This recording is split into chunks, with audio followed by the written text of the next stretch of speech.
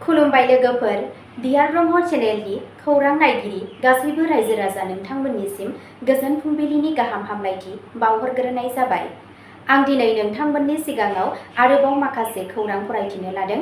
आसा खालामो नोंथांमोनहा खौरांखौ खोनासंनानै मोजां मोनगोन आरो बेजों लोगोसेनो नोंथांमोनहा सानफ्रोमबो फुंबिलि आरो बेलासि समाव गोदान खौरांनि आपडेट मोननो थाखाय चेनेलखौ साबस्क्राइब खालामनानै लादो आरो खौरांखौ खोनासंनानै मोजां मोनोब्ला अन्नानै लाइक, शेयार आरो कमेन्टबो खालामनानै होलांब्लानो जाबाय।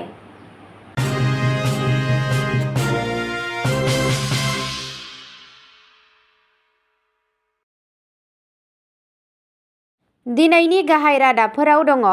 बावैसो ग्रेजुवेट जानाय फरायसाफोरनि थाखाय आसामआ दिनै गिबि मन्थ्रिनि जीवन प्रेरणा स्किमखौ बेखेवगोन। क'क्राझार भुटान रेलवेआ आसामनि मैखोम गोदान रेल मावथांखिफोरनि गेजेराव मोनसे। हादोरनाङै डिजिटेल लाइफ सार्टिफिकेट केम्पेइन 4.0 खौ पेन्सनारफोरनि थाखाय जागायनाय जाबाय। इउनिक आइडेन्टिफिकेशन अथ'रिटि अफ इन्डियाया आबुङै डिजिटेल आधार आपडेटखौ बेखेवबाय। 31 दिसेम्बरनि गेजेराव पान लिंकिं खालामनांगोन। 45 बोसोर बैसोनि सासे सुबुंनि गोथै सह'खौ उदालगुरिनि भुटियाचां दैमानि रुगुङाव मोननाय जादों। पिस्तल आरो नंखाय रां लानानै सानै हमजादों। मुम्बाइ बिरखं गाथोनाव कफियाव दोनखोमानाय 47 कौटि रांनि ककेन डिआरआइआ जब्द खालामो। 7 हमजादों। मियाभाई आरो डेरिंआ गोख्रों बादायलायनायजों मोगा-मोगि जानांदों। बांलादेशनिफ्राय फैनाय सा 16 आयेन बेरेखा सुबुंफोरखौ होखारहरबाय। आसामनि श्रीभूमियाव पिस्तल आरो 48,000 रांनि नंखाय रां लानानै सानै सुबुंखौ हमदों। गिबि खौराङावनो दङ।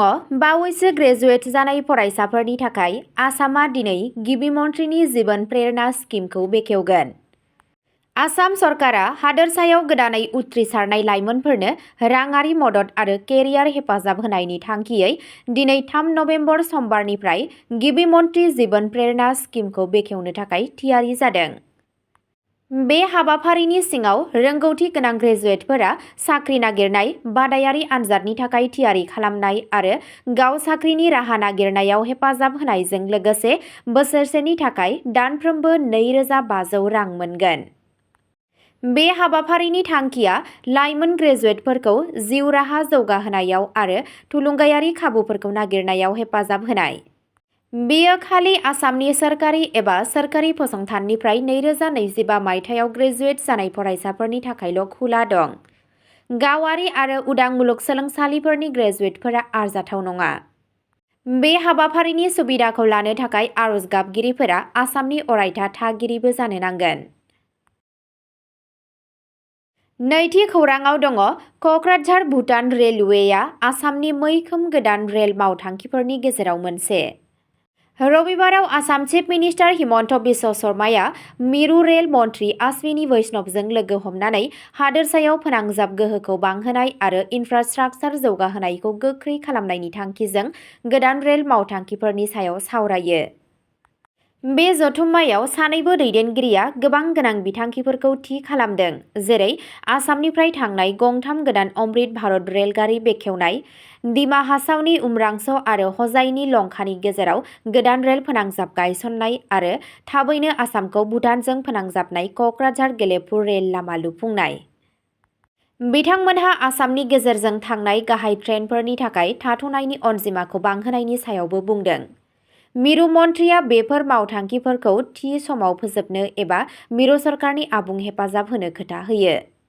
शर्मा बिथाङा जथुम्माखौ जोबोद मुलाम्फा गोनां होननानै बुंदों आरो गोदान रेल मावथांखिफोरा गासै ओनसोलाव फोनांजाब गोहोखौ गोबाङैनो बांहोगोन होनना फोरमायो। थामथि खौराङाव दङ। हादोरनाङै डिजिटेल लाइफ सार्टिफिकेट केम्पेइन 4.0 खौ पेन्सनारफोरनि थाखाय जागायनाय जाबाय। पेन्सन आरो पेन्सनारफोरनि अनसाइ बिबान (DOPPWआ 1 नबेम्बरनिफ्राय 30 नबेम्बरसिम जानो गोनां हादोरनां digital life certificate (DLC) campaign 4.0 खौ जागायदों।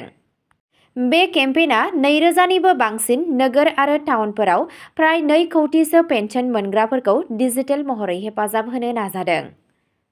आसामनि समाव DLC केम्पफोरा नगाव आरो गुवाहाटीआव जागोन। Senior director IT Anil Bansal बिथाङा 3 आरो 4 नबेम्बराव बे बादायाव दावबायनानै बेबस्थाफोरखौ नायगोन आरो पेन्सन मोनगिरिफोरजों लोगो हमगोन। पेन्सन मोनगिरिफोरा दा बे केम्पेइननि गेजेरजों गावनि जिउनि फोरमानलाइखौ डिजिटेल महराव गथायनो हागोन, जायनि थाखाय आधारनि सायाव बिथा खालामनानै मोखांनि फोरमान बिलाइ मोननो हागोन, जायनि थाखाय बाय'मेट्रिक डिभाइसफोरनि गोनांथिखौ फोजोबनाय जादों। बैसोगोरा नोगोरारिफोर आरो गुबुन गुबुन बेंगुरा पेन्सनारफोरनि थाखाय जर'खा दरजा सिबिथाइ दं। बे मावफारियाव बेंक, UIDAI, NIC, रेलवे आरो पेन्सनार अनसाइ गौथुम बायदि गाहाय स्टेकहल्डारफोरखौ लाफानानै मावफुंनायखौ थि खालामनो हायो। ब्रैथि खौराङाव दङ इउनिक आइडेन्टिफिकेशन अथ'रिटि अफ इन्डियाया आबुङै डिजिटेल आधार आपडेटखौ बेखेवबाय। 31 दिसेम्बरनि गेजेराव पान लिंकिं खालामनांगोन। 1 नबेम्बर 2025 निफ्राय आधार कार्ड गोनांफोरा मुं थिसनग्रा मिरुआव थांनाङालासेनो गावनि मुं, थं, जोनोम सान आरो मबाइल नम्बर बायदि गोनां फोरमायथिफोरखौ आबुङै अनलाइन आपडेट खालामनो हागोन। बे आपडेटफोरखौ पेन, पासपर्ट, ड्राइभिं लाइसेन्स एबा रेशन कार्ड बायदि डकुमेन्टफोरखौ बाहायनानै डिजिटेल राहाजों फोरमान खालामनाय जागोन, जायनि थाखाय फारिखान्थिया गोख्रै आरो बांसिन रैखाथि गोनां जागोन। बेनि अनगायैबो दा 31 नबेम्बर 2025 नि गेजेराव गावनि आधार कार्डखौ पान पार्मानेन्ट एकाउन्ट नाम्बारजों लिंक खालामनो गोनां जादों। बेबादि खालामनायाव फेलें जायोब्ला नोंथांनि पानआ 1 जानुवारि 2026 निफ्राय निष्क्रिय जानो हागौ, जाय टेक्स फाइलिं आरो राङारि लेनदेनफोराव गोहोम खोख्लैनो हागौ होनना फोरमायनायखौ मिथिनो मोननाय जादों। बाथि खौराङाव दङ 45 बोसोर बैसोनि सासे सुबुंनि गोथै सह'खौ उदालगुरिनि भुटियाचां दैमानि रुगुङाव मोननाय जादों। 45 बोसोर बैसोनि जायगानि थागिबि जितेन बर'नि गोथै सह'खौ आसामनि उदालगुरि जिल्लायाव रबिबारनि फुंबिलियाव भुटियाचां दैमानि रुगुङाव मोननाय जायो।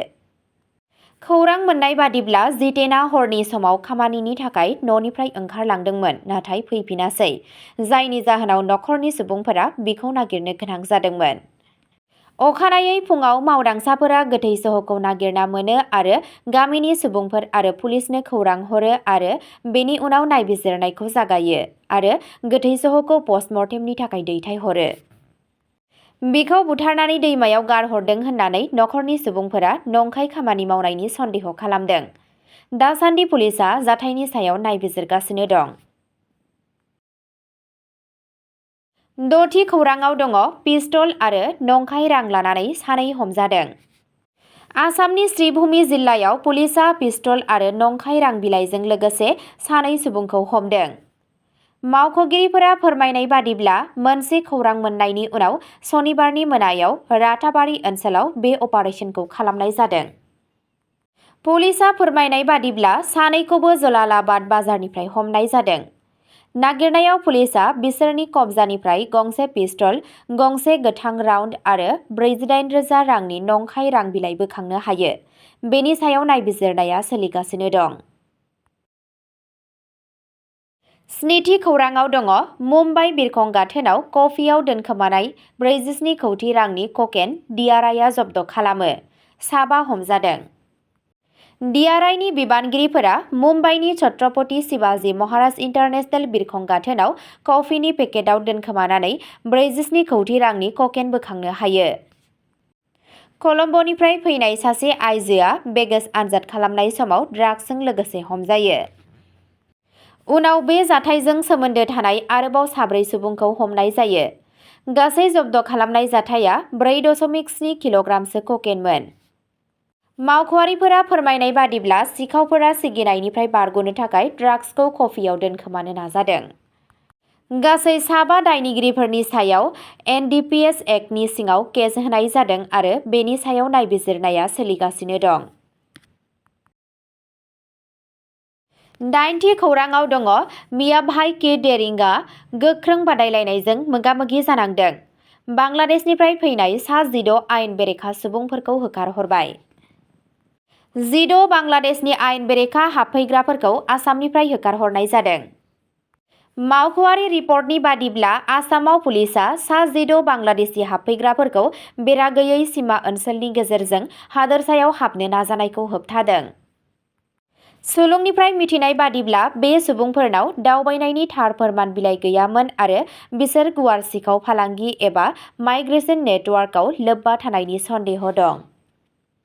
संगालि खौरांनि सायाव बिथा खालामनानै सिमानि साखाथियाव थानाय आयेन बाहायग्रा हान्जाया गोख्रैयै फिन्नाय होयो आरो हान्जाखौ सिमानि गुबुन फारसे दैथायहरफिनो। मावख'गिरिफोरा इयुनाव बारनो नाजानायखौ होबथानो थाखाय सिमा सेरनि गाग्लोबनो हाथाव जायगाफोराव पेट्रलिं बारायदों। गुथि खौराङाव दङ आसामनि श्रीभूमियाव पिस्तल आरो 48,000 रांनि नंखाय रां लानानै सानै सुबुंखौ हमदों।